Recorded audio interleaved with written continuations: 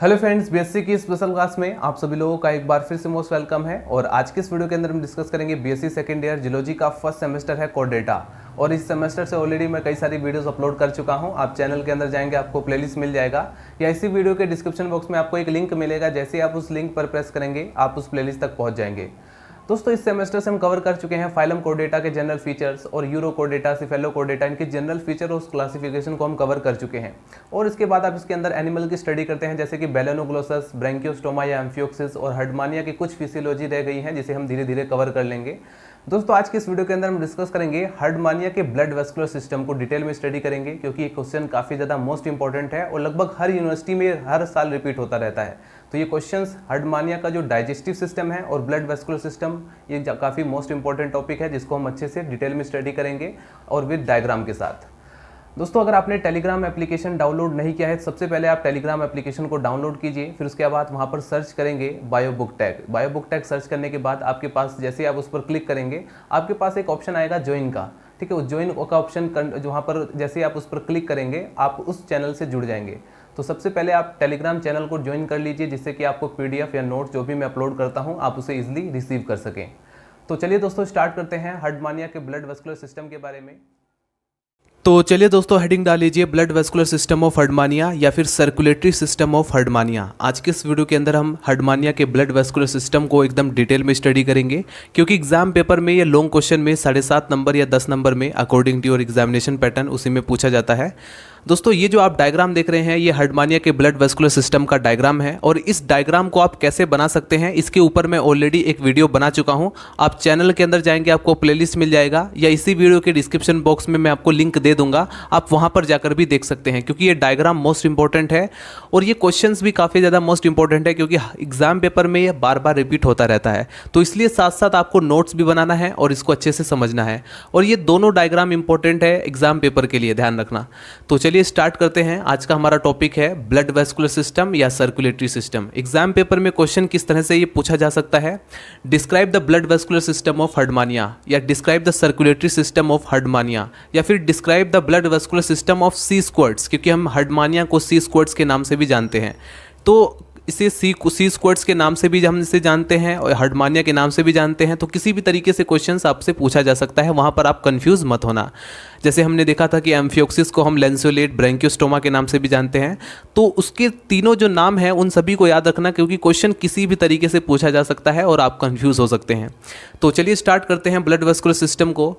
दोस्तों, हर्डमानिया का जो ब्लड वेस्कुलर सिस्टम है वो हाईली डेवलप होता है और ग्रेटली मॉडिफाइड होता है। और इसमें जो ब्लड सर्कुलेशन का जो फ्लो होता है वो बैक फ्लो भी पॉसिबल है। इसका रीज़न है क्योंकि इसके अंदर वाल एब्सेंट होता है, यानी कि जो हृदय कपाट पाए जाते हैं हृदय के अंदर या हार्ट के अंदर, वो एब्सेंट होता है, जिसके कारण इसमें बैक फ्लो भी पॉसिबल है। तो हम इसमें जो है सर्कुलेटरी सिस्टम या जो प्रोसेस होता है या कोर्स होता है, एक पैथ होता है, एक रास्ता होता है, जैसे ब्लड कहाँ से कहाँ फ्लो कर रहा है, उसे हम दो विजन से देखने वाले हैं। तो यहाँ पर आप नोट करेंगे, सबसे पहले आप हेडिंग डालेंगे introduction of blood vascular system of Herdmania, जिसके अंदर सबसे पहले आप ये नोट करेंगे the circulatory system of Herdmania is well developed, पूरी तरीके से विकसित होता है, and greatly modified and it include. दोस्तों, इसके अंदर क्या क्या इंक्लूड होते हैं, या फिर अगर मैं कहूँ कि कौन कौन से वो कंपोनेंट हैं जो मिल करके ब्लड वेस्कुलर सिस्टम को बनाते हैं, तो वो है हार्ट एंड पेरिकार्डियम। ठीक है, ये एक पॉइंट हो जाएगा। दूसरा पॉइंट है ब्लड वेसल्स और थर्ड पॉइंट है ब्लड। दोस्तों, ये तीन कंपोनेंट है हर्डमानिया के ब्लड वेस्कुलर सिस्टम के अंदर जो कि पूरा ब्लड वेस्कुलर सिस्टम बनाते हैं। तो हमें इन्हीं को डिफाइन करना होगा अपने पूरे इस लेक्चर के अंदर, इस पूरे वीडियो के अंदर या इस पूरे क्वेश्चंस के अंदर। इन्हीं तीन कंपोनेंट्स को डिफाइन करना होगा एंड फाइनली आप इसका पूरी जो फिजियोलॉजी होती है ब्लड फ्लो की, किस तरह से ब्लड फ्लो कर रहा है, उसको आप एक्सप्लेन करेंगे।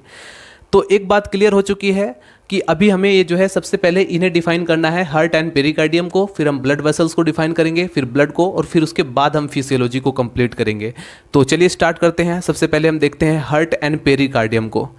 दोस्तों, अगर आप डायग्राम को ध्यान से ऑब्जर्व करें, इसमें हार्ट कहाँ पर प्रेजेंट है, तो यहाँ पर मैंने लिखा है यहाँ पर हार्ट प्रेजेंट है, जबकि हार्ट इसके दूसरी तरफ प्रेजेंट है, राइट साइड में। ठीक है, ये जो आप देख रहे हैं ये गोनेट्स के नीचे राइट साइड में, इसके पीछे की तरफ, ये इस डायग्राम में अगर आप ध्यान से देखें तो इस गोनेट्स के जस्ट पीछे की तरफ जो है हार्ट प्रेजेंट होता है। और हार्ट की जो स्ट्रक्चर है वो इस तरह से होती है। ये जो आप देख रहे हैं ये हार्ट और पेरिकार्डियम को एक साथ दिखाया गया है। पेरिकार्डियम एक वाल की तरह है दोस्तों, जिसके अंदर हार्ट जो है वो एनक्लोज्ड रहता है, बंद रहता है, ठीक है।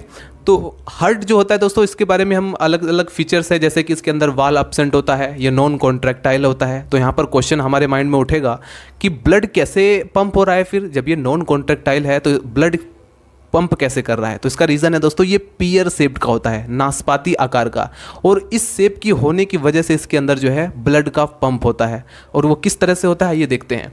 हार्ट एंड पेरिकार्डियम हेडिंग डालने के बाद the pericardium is non contractile. इसका दोस्तों सबसे पहले तो हम पेरिकार्डियम को डिफाइन कर लेते हैं। पेरिकार्डियम क्या है, जैसा कि एक बार फिर से मैं रिपीट करना चाहूँगा, हार्ट के चारों तरफ एनक्लोज्ड एक वाल होती है, ठीक है, जो कि पेरिकार्डियम कहलाती है। वो इसकी हार्ट की सुरक्षा करती है, ठीक है, प्रोटेक्शन का काम करती है। और वो सभी में, जैसे हमारी बॉडी के अंदर जो हार्ट पाया जाता है उसके बाहर भी एक मेम्ब्रेन लाइक स्ट्रक्चर पेरिकार्डियम पाया जाता है। So the pericardium is non contractile, elongated होता है and transparent tube about 7 centimetre long and 3 millimetre wide होती है। यानी कि इससे जो ट्रांसपेरेंट होती है, यानी कि जिसके आप आर पार देख सकें, ठीक है, पारदर्शी, जिसके आर पार आप देख सकें, तो उसे कहा जाता है ट्रांसपेरेंट ट्यूब की तरह होती है। अबाउट 7 सेंटीमीटर लॉन्ग, लगभग ये 7 सेंटीमीटर लंबी होती है, और 3 मिलीमीटर चौड़ी होती है, वाइड होती है, ठीक है। Running obliquely below the right gonads, ये राइट गोनेट्स के तिरछा ये जो है आगे रन करती है। And it is closed at both the end, ये दोनों एंड से बंद रहती है, क्लोज्ड रहती है, ठीक है। आगे आप नोट करेंगे, filled with A colourless pericardial fluid, ये जो है कलरलेस पेरिकार्डियल फ्लूइड से फील्ड भरा हुआ रहता है, फिलअप रहता है, विद कार्पोसेल्स, जिसमें कार्पोसेल्स प्रेजेंट होती हैं जो कि सिमिलर शो करती हैं, सिमिलरिटी शो करती हैं ब्लड से, ठीक है। एंड इट्स थिक वाल is made up of connective tissue, ये जो पेरिकार्डियम की जो थिक वाल होती है, जो लेयर होती है, वो जो है कनेक्टिव टिश्यू से बनी रहती है। अब हम बात करें अगर हार्ट की, ये जो ब्लैक वाला जो मैंने लिखा हुआ है पूरा, जो लाइन लिखी हुई है पूरी हार्ट के बारे में लिखी हुई है। The heart is enclosed with a pericardium and attached to the wall its along its entire length by a thin mesentery like connective tissue flap and it is cylindrical and highly contractile. दोस्तों ये जो heart होता है, एक बार फिर से repeat करना चाहूँगा कि दोस्तों ये पेरिकार्डियम के अंदर एनक्लोज्ड रहता है, बंद रहता है, ठीक है। और इसी से ही मॉडिफाई, इसी से जो है इसकी इनफोल्डिंग से ही ये बनता है। कैसे बनता है देखिए, आप नोट करेंगे, ये जो है एक तो सिलेंड्रिकल होता है, it is cylindrical and highly contractile होता है। हार्ट जो है इसके अंदर कॉन्ट्रैक्टाइल होता है एंड थिन वॉल्ड। पेरिकार्डियम जो है वो नॉन कॉन्ट्रैक्टाइल होता है, लेकिन हार्ट जो है वो कॉन्ट्रैक्टाइल होता है, उसमें कॉन्ट्रैक्शन होता है। एंड थिन वॉल्व स्ट्रक्चर, ये जो है थिन वॉल्व स्ट्रक्चर है विद स्ट्रेटेड मसल, जिसके अंदर स्ट्रेटेड मसल्स भी पाई जाती हैं। And it is formed by infolding of pericardium, ये जो है पेरिकार्डियम के इनफोल्डिंग से बनता है। एक बार फिर से जैसे कैसे बनता है हम आपको दिखा देता हूँ। दोस्तों ये जो आप दिखाई दे रहा है डायग्राम, ये पेरिकार्डियम है, ठीक है। दोस्तों ये इनफोल्ड होकर के एक अलग से स्ट्रक्चर बना लेती है बीच में, जो कि हार्ट का स्ट्रक्चर बन जाता है, ठीक है। ये जो पेरिकार्डियम है उसकी इनफोल्डिंग से ही हार्ट का निर्माण होता है, फॉर्म्ड होता है, ठीक है। And both ends of the heart are open, heart के जो दोनों एंड्स होते हैं वो पूरी तरीके से खुले हुए रहते हैं, ओपन रहते हैं। देयर आर नो वाल बट पियर शेप्ड, दोस्तों इसमें जो है कोई किसी भी तरह का कोई वाल या कपाट नहीं पाए जाते, जो कि हमारे हृदय में आपने देखा होगा कि वेंट्रल और एट्रियल में जो है कपाट पाए जाते हैं जो कि ब्लड के फ्लो को रेगुलेट करते हैं। लेकिन यहाँ पर जो है किसी भी तरह का कोई वाल नहीं पाया जाता, पियर शेप्ड का हार्ट होता है। बॉडी और ये जो है हार्ट पियर शेप्ड होता है। Body present mid way in the pericardial body probably regulates the flow of blood in heart, heart के अंदर जो ब्लड फ्लो करता है उसको ये रेगुलेट करते हैं। तो हार्ट और पेरिकार्डियम के बारे में आपको इतना एक्सप्लेन करना है, उसके बाद आप एक्सप्लेन करेंगे ब्लड वेसल्स के बारे में, ठीक है। ब्लड वेसल्स के बारे में सबसे पहले आप एक्सप्लेन करेंगे वेंट्रल ओर्टा। ये जो आप देख रहे हैं डायग्राम, ये वेंट्रल ओर्टा का डायग्राम है, ठीक है। ये पूरा वेंट्रल ओर्टा है और ये ऊपर की तरफ जो मैंने ब्लू कलर में शो किया हुआ है वो डोर्सल ओर्टा है। दोस्तों वेंट्रल ओर्टा यहाँ से जो आपको दिखाई दे रहा है, ये अगर ये आगे की तरफ ये बढ़ रहा है इसको हम कहेंगे एंटीरियर, ठीक है, anterior branch of ventral aorta. और ये जो पीछे वाला भाग है इसको हम कहेंगे posterior branch of ventral aorta, ठीक है। इसमें आपको ये समझना बहुत ज़रूरी है। अभी आपको बड़ा कॉम्प्लेक्स दिखाई दे रहा होगा, लेकिन हम इसे जब सबसे पहले दो भागों में हमने डिवाइड किया, ventral aorta and dorsal aorta, इसी तरह से हम धीरे धीरे इसकी डिफाइन करते करते इन सभी ब्रांच को भी धीरे धीरे एक्सप्लेन कर देंगे, आपको ईजिली समझ में आ जाएगा। ये जो आप देख रहे हैं है वेंट्रल ओर्टा से अराइज हो रही है वेसल्स, ये जो आपको दिखाई दे रही है ये टेस्ट वेसल्स हैं, जो कि पूरे टेस्ट जो मैंने कहा इनकी बॉडी के आउटर कवरिंग पर एक बॉडी के ऊपर एक आउटर कवरिंग पाई जाती है जिसे हम ट्यूनिक या टेस्ट के नाम से जानते हैं। तो उसको भी तो ब्लड फ्लो सप्लाई होना चाहिए, तो यहाँ से जो है उसको भी ब्लड सप्लाई होता है। और यहाँ पर भी आपको टेस्ट वेसल दिखाई देंगी जो कि टेस्ट या ट्यूनिक को ब्लड सप्लाई करती हैं। तो इस तरह से ये जो आपको दिखाई दिया ये है वेंट्रल ओर्टा। अभी हम जैसे जैसे वेंट्रल ओर्टा, डोर्सल ओर्टा, धीरे धीरे जो सभी इनकी जो वेसल्स है उनको एक्सप्लेन करेंगे, तब आपको ये क्लियर आपको समझ में आ जाएगा। अभी दोस्तों आप इसको फटाफट नोट कीजिए। तो चलिए फ्रेंड्स, डिफाइन करते हैं मेन ब्लड वेसल्स। सबसे पहले आप हेडिंग डालेंगे वेंट्रल ओर्टा। दोस्तों ये मेन ब्लड वेसल्स होती है क्योंकि ये डायरेक्टली हार्ट से कनेक्टेड रहती है, और ये हम हार्ट और पेरिकार्डियम के डायग्राम में ऑलरेडी देख चुके थे कि वेंट्रल ओर्टा उससे डायरेक्टली अटैच रहती है। बाकी कोई भी अगर हम डोर्सल ओर्टा की बात करें तो ये हार्ट से कनेक्ट नहीं रहती है। तो हार्ट से कनेक्ट होने वाली जो मेन ब्लड वेसल्स है वो है वेंट्रल ओर्टा, जिसे हम अभी यहाँ पर डिफाइन करेंगे। दोस्तों ये जो एक्सप्लेनेशन है ये इसको समझने से पहले आपको यहाँ पर समझना होगा, तभी आप इसको अच्छे से समझ पाएंगे। तो सबसे पहले हम डायग्राम पे फोकस करते हैं। दोस्तों ये जो वेंट्रल ओर्टा होती है ये कहाँ पर है? सबसे पहले देखो, ये जो मेन ब्लड वेसल्स है वो यहाँ से अराइज हो रही है हार्ट से, ठीक है। इधर होता है हार्ट, मैंने कहा कि राइट गोनेट्स, जो गोनेट्स होते हैं उसके जस्ट नीचे की तरफ हार्ट होता है, और उसी से ये वेंट्रल ओर्टा अटैच रहती है, ठीक है, जुड़ी हुई रहती है। अब ये जो वेंट्रल ओर्टा है हार्ट से डायरेक्टली कनेक्टेड रहती है, और यहाँ से ये बाइफर्केट होकर के दो भागों में, ये आगे वाला जो ब्रांच दिखाई दे रहा है इसको हम क्या बोलेंगे? एंटीरियर ब्रांच, क्योंकि आगे है तो एंटीरियर है। और इसके जो पीछे वाला जो ब्रांच आपको दिखाई दे रहा है इसको हम क्या बोलेंगे? पोस्टीरियर ब्रांच, क्योंकि पोस्टीरियर साइड में पीछे की तरफ है तो इसको हम बोलेंगे posterior branch of ventral aorta. तो ये है anterior branch of ventral aorta और ये है posterior branch of ventral aorta. इतनी बात क्लियर हुई।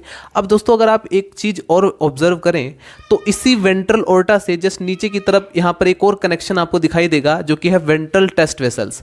अब ये जो पूरी वेसल्स आपको दिखाई दे रही है ये टेस्ट को ब्लड सप्लाई करती है। इसका, इन वेसल्स का फंक्शन क्या होता है कि ये जो है, जो इसकी बॉडी के ऊपर जो आउटर कवरिंग पाई जाती है जिसको हम ट्यूनिक या टेस्ट के नाम से भी जानते हैं, वो इसको जो है ब्लड को सप्लाई करती है। टेस्ट को जो है, ये जो वेसल्स होती हैं उसी टेस्ट को ब्लड सप्लाई करती हैं।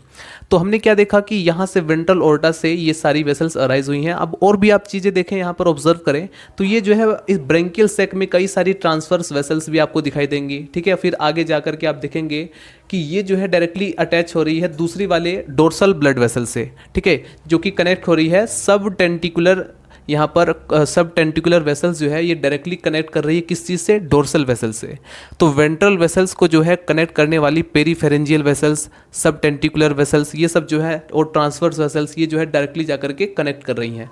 तो इन्हीं चीज़ों को हमें एक्सप्लेनेशन देना है कि कैसे ये कनेक्ट कर रही हैं। अभी आप यहाँ पर देखेंगे तो सेम वही मतलब निकल कर आएगा कि कितने, अभी हम यहाँ पर देखने वाले हैं कि कितने ब्लड वेसल्स जो है, कितनी संख्या में जो है, कितने पेयर में ये जो है पोस्टीरियर और ट्रांसवर्स वेसल्स हैं। तो आइए देखते हैं, हमने यहाँ पर इतना समझ लिया है उसके वेंट्रल ओर्टा के अंदर। तो नोट करेंगे अब main explanation, the ventral aorta और सब एंडोस्टाइलर वेसल्स। दोस्तों इसको हम सब एंडोस्टाइलर वेसल्स भी बोलते हैं।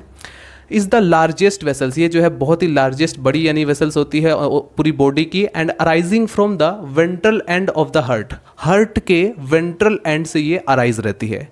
At its points of origin, इसके ऑरिजिन यानी इसकी उत्पत्ति के पॉइंट पर इट फर्स्ट गिव आउट ए स्टॉट यानी कि मोटी वेंट्रल टेस्ट वेसल्स, जैसा कि आप यहाँ पर देखेंगे मोटी वेंट्रल टेस्ट वेसल्स निकलती है, supplying the ventral side of the test. ये टेस्ट के जो है, टेस्ट या ट्यूनिक में जो है ब्लड को सप्लाई करती है वेंट्रल साइड में।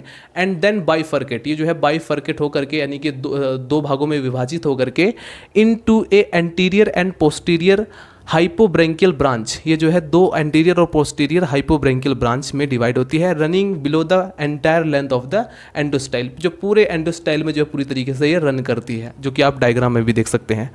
Both the branches give of A several pair of transverse vessel, जैसा कि आप यहाँ पर देखेंगे, ये देखो ये लिखा हुआ मैंने ट्रांसवर्स वेसल, कई सारी ट्रांसवर्स वेसल्स आपको दिखाई देंगी।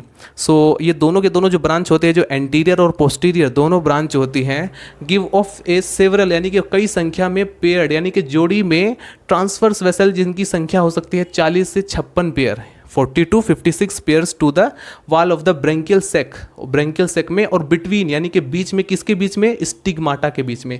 यहाँ पर जैसा कि हमने इनकी, जब हमने एक्सटर्नल मॉर्फोलॉजी में देखा था तो हमने अच्छे से समझा था इसके ब्रेंकियल सेक को भी। आगे बढ़ते हैं, हमने देखा wall of the branchial sac between the row of stigmata and numerous fine vessels to the endostyle and mental. The anterior branch join to circular vessels, जो इसका एंटीरियर ब्रांच है, जो आगे वाला ब्रांच है, जैसा कि मैं ऑलरेडी बता चुका हूँ कि यहाँ से आप देखें इसके रेस्पेक्ट में, तो ये आगे वाली जो ब्रांच जा रही है एंटीरियर ब्रांच है और पीछे ये पीछे वाली ब्रांच है।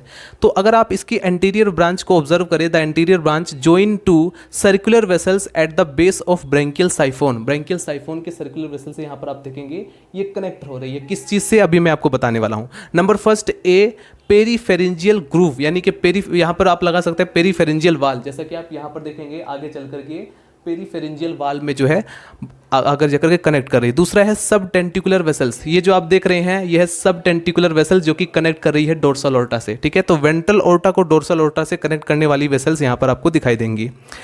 That runs below the basis of branchial tentacles the latter send, बाद में जो है ये सेंड करती है ये टेंटिकुलर ब्रांचेस, जैसा कि आप यहाँ पर देखेंगे ये जो आप सब टेंटिकुलर वेसल्स आपको दिखाई दे रही है, बाद में जो है टेंटिकुलर ये ब्रांचेस में डिवाइड हो जाती है, ठीक है। और सभी branch that runs below the base of branchial tentacles the latter send a tentacular branch in each tentacle, सभी टेंटिकल्स के अंदर ये जो है ब्रांचेस जो है फैल जाती हैं, डिस्ट्रीब्यूट हो जाती हैं। और कितने साइफोनल ब्रांच में, 6 to 8 siphonal branch of ventral aorta send a minor vessels of 2 oesophageal area, oesophageal area में भी इसकी एक ब्रांच जो है निकल जाती है। तो हमने देखा वेंट्रल ओर्टा में किस तरह से आपको कितना पोर्शन कंप्लीट करना है, वेंट्रल ओर्टा में कितने ब्लड वेसल्स का, तो यहाँ से लेके पूरा पोर्शन जो है ये वेंट्रल ओर्टा का ही भाग है। अब जो मैंने ब्लू कलर में शो किया हुआ है वो डोर्सल ओर्टा है और उसी को भी हमें इसी तरह से एक्सप्लेन करना है। नंबर सेकेंड आप हेडिंग डाल लीजिए डोर्सल ओर्टा।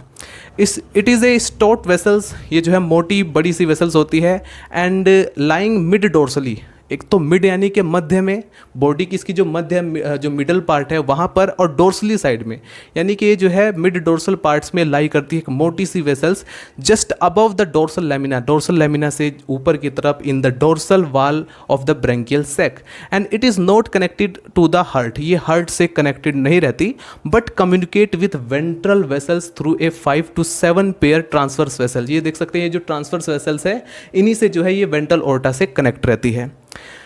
करेक्ट, आगे बढ़ते हैं। Of the branchial sac and circular peripharyngeal and subtentacular vessels, जो कि मैं ऑलरेडी बता चुका हूँ कि यही जो है इसको इससे कनेक्ट करती है, किससे, वेंट्रल ओर्टा को डोर्सल ओर्टा से। From its middle portion A neural vessels, दोस्तों यहाँ पर आप ध्यान से देखेंगे, दोस्तों जरा यहाँ पर फोकस करो, ये जो आपको दिखाई दे रहा है ये डोर्सल वेसल जो आपको दिखाई दे रही है, इससे एक न्यूरल, ये जो आप देख रहे हैं इसको हम बोलेंगे न्यूरल वेसल्स, क्योंकि ये न्यूरल कॉम्प्लेक्स को आगे जाकर के ब्लड को सप्लाई करती है। तो ये किससे अटैच है, किससे निकल रहा है, किससे अराइज हो रही है, ये डोर्सल वेसल से ही अराइज हो रही है। तो इसी के बारे में यहाँ पर लिखा गया है आगे चलकर, from its middle portion, middle portion में a neural vessels is given into the neural complex, जो कि न्यूरल कॉम्प्लेक्स को ब्लड सप्लाई करती हैं। The anterior end of the dorsal aorta, dorsal aorta के एंटीरियर एंड यानी कि आगे वाला जो एंड आपको दिखाई देगा, ये जो आप देख रहे हैं ऊपर की तरफ सिफोनल वेसल्स, ये जो ऊपर की तरफ, ये इसी एंड की बात की जा रही है। The anterior end of the dorsal aorta also send a small branch to dorsal tubercle and 6 to 8 siphonal vessels into the mantle of the branchial siphon. ये जो है 6 से 8 जो वेसल्स है उसको यहाँ पर आगे चल के सप्लाई करता है, आगे चल के, जो कि ब्लड को सप्लाई करने का काम करती हैं। किसके अंदर, मेंटल के अंदर या फिर सिफोनल के अंदर, ये जो आप देख रहे हैं यहाँ ऊपर। तो अभी तक हमने क्या कवर कर लिया है, अभी हमें ये जो इसमें साइड में जो वेसल्स हैं इनको भी इनके बारे में भी हमें एक्सप्लेन करना है, और कौन कहाँ पर ब्लड को सप्लाई कर रहा है ये भी हमें देखना है। तो अभी हमने डिफाइन किया वेंट्रल ओर्टा के बारे में और डोर्सल ओर्टा के बारे में, इसको फटाफट आप नोट करें। सो फ्रेंड्स, हेडिंग डाल लीजिए नंबर 3 ब्रेंकियोविसरल वेसल्स, उसके बाद हम डिफाइन करेंगे कार्डियोविसरल वेसल्स के बारे में। तो इस तरह से हमारा ये जो वेसल्स का टॉपिक है वो ख़त्म हो जाएगा इन दोनों वेसल्स को डिफाइन करने के बाद। उसके बाद हम डिस्कस करेंगे ब्लड के बारे में और फाइनली हम डिस्कस करेंगे ब्लड सर्कुलेशन की फिजियोलॉजी के बारे में। तो अभी आप हेडिंग डाल लीजिए ब्रेंकियोविसरल वेसल्स। दोस्तों ब्रेंकियोविसरल वेसल्स है क्या, जैसे कि हमने यहाँ पर डायग्राम में देखा, ये डोर्सल ओर्टा है, ये डोर्सल ओर्टा आगे एक्सटेंड करके ब्रेंकियोविसरल वेसल्स कहलाने लगता है, यानी कि branchiovisceral vessels is nothing, it is also dorsal aorta. ये जो है डोर्सल ओर्टा ही है जो आगे चल करके एक्सटेंड करता है, आगे चल करके जो है ब्रेंकियोविसरल वेसल्स कहलाता है। ठीक है, डायग्राम आप यहाँ पर देख सकते हैं। उसके बाद दोस्तों ये फर्दर ब्रांचेस में डिवाइड हो जाता है और अलग अलग जो है ऑर्गन्स को ये जो है ब्लड सप्लाई करता है। क्योंकि कई सारी ब्रांचेस में जब ये डिवाइड हो जाएगा तो ब्लड जो है सभी ब्रांचेस में फ्लो करेगा और ये टारगेटेड ऑर्गन्स तक ब्लड पहुंच पाएगा। तो हेडिंग डाल लीजिए यहाँ पर सबसे पहले number 3 branchiovisceral vessels. It is very short, ये बहुत ही छोटा होता है, छोटी वेसल्स है in posterior continuous of a dorsal aorta, यानी कि डोर्सल ओर्टा जब पीछे की तरफ पोस्टीरियर साइड में जब ये एक्सटेंड करेगा तो यही जो है ब्रैंकियोविसरल वेसल्स कहलाने लगता है। And it immediately divide in two branches, ये जो है तुरंत 2 ब्रांचेस में डिवाइड हो जाता है। द राइट ब्रांच और right oesophageal vessels is short and supplies the right liver lobe and right side of the oesophagus, ये जो है राइट लीवर लोब की तरफ सप्लाई होता है और राइट इसोफेगस की तरफ। द लेफ्ट ब्रांच और वेंट्रो इंटेस्टाइनल वेसल्स इज स्टॉट, यानी कि जो वेंट्रो इंटेस्टाइनल वेसल्स है वो काफ़ी स्टॉट यानी मोटी होती है, थिक होती है। And long and supply blood to left side, जो है लेफ्ट साइड में ब्लड को सप्लाई करती है, किसमें, इसोफेगस के लेफ्ट साइड में। और stomach, intestine, rectum, left and gonads and left liver lobe, तो इन सभी में जो है ये ब्लड को सप्लाई करती है। एक बार फिर से इसको समझने की कोशिश करते हैं। द लेफ्ट ब्रांच और वेंट्रो इंटेस्टाइनल वेसल्स इज स्टॉट, ये जो लेफ्ट ब्रांच होती है और जिसको हम वेंट्रो इंटेस्टाइनल वेसल्स भी बोलते हैं, वेंट्रो इंटेस्टाइनल वेसल्स बोलते हैं, ये स्टॉट होती, काफ़ी मोटी होती है, लॉन्ग होती है एंड सप्लाई, और ये सप्लाई करती है ब्लड को लेफ्ट साइड में। कहाँ पर, एक तो इसोफेगस की तरफ, स्टमक की तरफ, इंटेस्टाइन की तरफ, रेक्टम की तरफ और लेफ्ट गोनेड और लेफ्ट लीवर लोब की तरफ। ठीक है, अभी आपका क्लियर हो गया है कंसेप्ट कहाँ पर ये ब्लड को सप्लाई करती है। उसके बाद नंबर 4 पॉइंट आता है कार्डियोविसरल। कार्डियोविसरल्स को यहाँ पर नोट करेंगे। It arise from the dorsal and of the heart, ये जो है हार्ट के डोर्सल एंड से अराइज होता है। ठीक है, and supply blood to several organs, और ये कई सारे ऑर्गन्स में ब्लड को सप्लाई करता है थ्रू द डिफरेंट ब्रांचेस, और कई सारी ब्रांचेस के साथ। ठीक है, अलग अलग ब्रांचेस के साथ। इमिडिएटली नियर ऑर्गन, इसकी जो उत्पत्ति होती है वहीं से it send A right hepatic vessels, ये जो है राइट हिपेटिक वेसल्स को सेंड करता है टू राइट लीवर लोब, किसको, राइट लीवर लोब को। एंड इसोफेजियल टेस्ट, और इसोफेजियल टेस्ट जो है वेसल्स, जो वेसल्स होती है ये कहाँ पर सेंड होती है, टू इसोफेगस और टेस्ट के अंदर। ठीक है, एक बार फिर से रिपीट करते हैं ताकि अच्छे से समझ में आए। It arise from the dorsal and of the heart, ये जो कार्डियोविसरल वेसल्स है ये जो है हार्ट के डोर्सल एंड से अराइज होती है। इतनी बात क्लियर हुई। एंड सप्लाई ब्लड, और ये ब्लड को सप्लाई करती है टू सेवरल ऑर्गन, कई सारे ऑर्गन्स में थ्रू द डिफरेंट ब्रांचेस, अलग अलग ब्रांच के साथ। इमिडिएटली नियर ऑर्गन, इसके जो है ये तुरंत इसकी जो ऑर्गन होती है जहाँ से, वहीं से it send A right hepatic vessels, ये जो है राइट हिपेटिक वेसल्स सेंड करती है किसको, टू राइट लिवर लोब को। And oesophageal test vessel send करती है टू द इसोफेगस और टेस्ट की तरफ। ठीक है, द मेन डोर्सल ब्रांच, इसकी जो मेन डोर्सल ब्रांच है, send a test vessels, a left oesophageal and a right gonadial to respective organs, ये जो है राइट लेफ्ट ओसोफेजियल की तरफ एंड राइट गोनेडियल की तरफ एंड रेस्पेक्टिव ऑर्गन्स की तरफ, ये जो है आगे चल करके फर्दर में जो है ब्रांचेस को सेंड करती है। It further extend to form a circular subtentacular vessels. दोस्तों ये जो सब टेंटिकुलर वेसल्स है, जैसा कि आप यहाँ पर देख रहे हैं, अभी हम यहाँ की बात कर रहे हैं, ये देख सकते हैं ये इसोफेजियल वेसल्स में डिवाइड है, ये कोनेडियल वेसल्स, ये टेस्ट वेसल्स। ये जो ऊपर की तरफ आपको दिखाई दे रहा है सब टेंटिकुलर वेसल्स, ये जो कनेक्ट कर रहा है सिफेनोल वेसल्स की तरफ, वहाँ पर लिखा हुआ भी है सब टेंटिकुलर वेसल्स, उसकी बात की जा रही है। एक बार फिर से इसको रिपीट करते हैं ताकि अच्छे से समझ में आए। It further extend to form a circular subtentacular vessels, आगे चलकर ये जो है सर्कुलर सब टेंटिकुलर वेसल्स बनाता है at the base of tentacle के बेस पर। And 6 to 8 siphonal vessels into a wall of atrial siphon, atrial siphon में जो है 6 से 8 साइफोनल वेसल्स जो है ये इसमें आगे चल करके फर्दर इसमें ब्रांचेस में डिवाइड हो जाएगा। करेक्ट। नंबर 3 पॉइंट आप नोट करेंगे यहाँ पर, सेकंड पॉइंट, द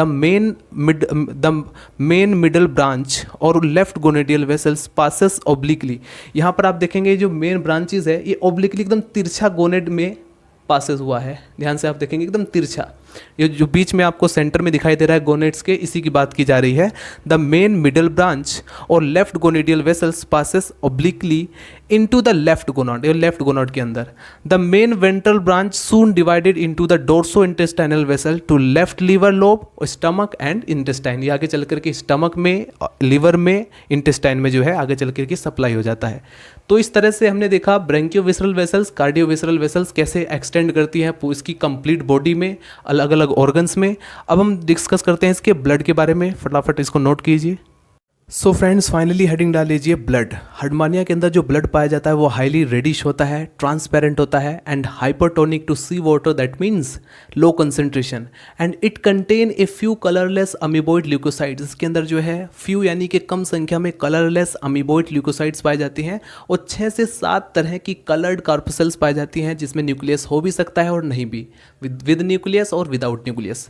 फ्यू और several vacuole and the nephrocytes having a vacuole and colloidal cytoplasm इसके अंदर प्रेजेंट होता है। The pigment found in the corpuscles में भी ऑर्गेन येलोइस ब्राउन कलर का हो सकता है और येलोइस ग्रीन कलर का पिगमेंट हो सकता है, बट इस पिगमेंट के अंदर ऑक्सीजन को एब्जॉर्ब करने की जो पावर होती है वो बहुत ही कम होती है, तो नोट करेंगे but in which oxygen absorbing power is very low, और इसका जो रियल फंक्शन है, वर्क है, वो अनसर्टेन है यानी कि ज्ञात नहीं है। तो ब्लड के बारे में आपको थोड़ा सा इतना एक्सप्लेन करना है, उसके बाद हम देखते हैं सर्कुलेशन का प्रोसीजर, यानी कि जो हर्डमानिया के जो ब्लड वेस्कुलर सिस्टम की जो मेन फिजियोलॉजी होती है सर्कुलेटरी सिस्टम की, उसे हम अब डिस्कस करने वाले हैं। तो नोट करेंगे अच्छे से और पूरा फोकस करके रखेंगे। सर्कुलेशन में देखो होता क्या है, सबसे पहले हम देखते हैं वेंट्रल टू डोर्सली सर्कुलेशन। दोस्तों इसके अंदर जो है कपाट एब्सेंट होते हैं। स्टार्टिंग में ही मैं बता दिया था मैंने कि हर्डमानिया के जो हर्ट होता है उसके अंदर कपाट यानी कि जो वाल होते हैं वो एब्सेंट होते हैं, जिसकी वजह से इसमें बैक फ्लो पॉसिबल है। तो इसमें हम 2 तरह से देखने वाले हैं, एक तो वेंट्रल टू डोर्सल साइज में, ठीक है, एक तो वेंट्रल से डोर्सल की तरफ ब्लड का फ्लो देखेंगे, एक डोर्सल से वेंट्रल की तरफ भी इस ब्लड का फ्लो होता है, तो उसे भी हम देखने वाले हैं, ठीक है। दोनों को हमें समझना है। तो आइए समझते हैं। ये जो आपको दिख रहा है वैसे तो ये एरो सफिशिएंट है, लेकिन आप एक्सप्लेनेशन भी नोट कर सकते हैं। ये एरो से ही मैं समझा सकता था बट आप यहाँ पर एक्सप्लेनेशन नोट करेंगे। Oxygenated blood collected through the ventral aorta. दोस्तों ये जो वेंट्रल ओर्टा है ये ऑक्सीजनेटेड ब्लड, मतलब ऐसा ब्लड जिसके अंदर ऑक्सीजन प्रेजेंट है, जिसे हम अगर अपनी भाषा में कहें तो शुद्ध रुधिर, अगर हम खुद के रेस्पेक्ट में, अपनी बॉडी के रेस्पेक्ट में कहें तो शुद्ध रुधिर जिसमें ऑक्सीजन प्रेजेंट हो, ऑक्सीजन कैरिड। तो ऑक्सीजन कैरिड जो ब्लड है वो collected through a ventral aorta, इस वेंट्रल ओर्टा से वो जो है कलेक्ट हो जाता है from the branchial sac and test, क्योंकि ब्रेंकियल सैक के अंदर ही ऑक्सीजन, वहाँ पर गैसेस का एक्सचेंज होता है, ठीक है, वहीं पर तो ऑक्सीजन लिया जाता है। तो इस तरह से ये जो टेस्ट से और ब्रेंकियल सैक से ब्लड जो है कलेक्ट कर लेता है and pump into the cardio visceral vessels. ये जो आप देख रहे हैं जो हार्ट है ये जो है कार्डियो विसरल वेसल्स के अंदर पंप कर देता है। अब यहाँ से जो है distributing to various part of the body, ये जो है बॉडी के डिफरेंट पार्ट में यहाँ पर डिस्ट्रीब्यूट हो जाता है blood. Deoxygenated blood collect from the visceral organ. दोस्तों विसरल ऑर्गन में आने के बाद ये जो ब्लड होता है वो क्योंकि ऑक्सीजन अपने टारगेट सेल्स तक पहुंच गया तो वहाँ से ऑक्सीजन लिया जाता है और सेल्स के द्वारा, तो अब यहाँ पर ये जो ब्लड होगा वो डीऑक्सीजनेटेड होगा, यानी कि उसके अंदर ऑक्सीजन एब्सेंट होगा। तो अब यहाँ पर क्या होगा, अब आगे नोट करेंगे, deoxygenated blood collect from the visceral organ. ये जो विसरल ऑर्गन्स हैं इनके थ्रू जो है डीऑक्सीजनेटेड ब्लड को कलेक्ट किया जाता है, यानी कि इकट्ठा कर लिया जाता है। And by the branchio visceral vessels which pass into the dorsal aorta, और ब्रेंकियो विसरल वेसल्स के थ्रू ये डोर्सल ओर्टा में पास कर दिया जाता है। From where it go transfers branchial vessels, और फिर दोबारा से ब्रेंकियल वेसल्स के अंदर ट्रांसफर्स ब्रेंकियल वेसल्स, यानी कि ये जो आपको दिखाई दे रही है ये वेसल्स, इसके थ्रू जो है फिर दोबारा से वेंट्रल ओर्टा में पास हो जाता है। समझ रहे हो, इसके रेस्पेक्ट में भी आपको समझ सकते हो, इसके रेस्पेक्ट में भी, जैसा कि हमने यहाँ पर देखा, ठीक है। तो अब फिर दोबारा से यही वही साइकिल स्टार्ट हो जाएगी, फिर ये इसमें पास कर देगा। अब हमें अगर जो बैक फ्लो होता है उसको अगर समझना है तो वो कैसे समझ सकते हैं। हमने देखा कि अभी तक जो ब्लड था वो यहाँ से इस वेंट्रल ओर्टा से यहाँ से कलेक्ट करके फिर इस तरह से ब्लड का जो सर्कुलेशन हो रहा था वो ऐसे हो रहा था। अब दोस्तों हम ऐसे इस तरह से भी हम कर सकते हैं क्योंकि इसमें बैक फ्लो होता है। तो अब इसमें क्या होगा, ये जो ब्रेंकियल वेसल है इससे जो है ब्लड को ये जो डोर्सल ओर्टा है इसको कलेक्ट कर लेता है, ठीक है। अब ये जो डोर्सल ओर्टा है इसको इस जो ब्लड है इसको कलेक्ट कर लेगा ऑक्सीजनेटेड ब्लड को, और फिर उसके बाद ये ब्रेंकियो विसरल वेसल्स के अंदर ट्रांसफर कर देगा। फिर दोबारा उसके बाद आगे वो डिस्ट्रीब्यूट करेगा विसरल ऑर्गन्स जहां पर ऑक्सीजन को टारगेटेड सेल्स तक पहुंचा दिया जाएगा, ठीक है। और फिर उसके बाद जो डीऑक्सीजनेटेड ब्लड है वो कार्डियो विसरल वेसल से हार्ट में आएगा, हार्ट से फिर जो है वेंट्रल ओर्टा, और फिर दोबारा से ऑक्सीजनेटेड होने के लिए ये जो है ब्रेंकियल वेसल्स के अंदर चला जाएगा। तो इस तरह से बैक फ्लो भी पॉसिबल है इसके अंदर, ठीक है। तो ये था हमने दोस्तों देखा वेंट्रल टू डोर्सली, और डोर्सली टू वेंट्रली मैं ऑलरेडी आपको बता चुका हूँ। तो इस तरह से इसमें फिजियोलॉजी कंप्लीट होती है। तो ये हमने देखा blood vascular system of Herdmania का। नेक्स्ट टॉपिक हम डिस्कस करेंगे रिप्रोडक्टिव सिस्टम ऑफ हर्डमानिया। दोस्तों मिलते हैं नेक्स्ट वीडियो में। अगर आपको वीडियो पसंद आए तो प्लीज़ लाइक करें, चैनल को सब्सक्राइब कर दें अगर आपको इसी तरह की और भी वीडियोस चाहिए तो। मिलते हैं नेक्स्ट वीडियो में, बाय बाय, टाटा।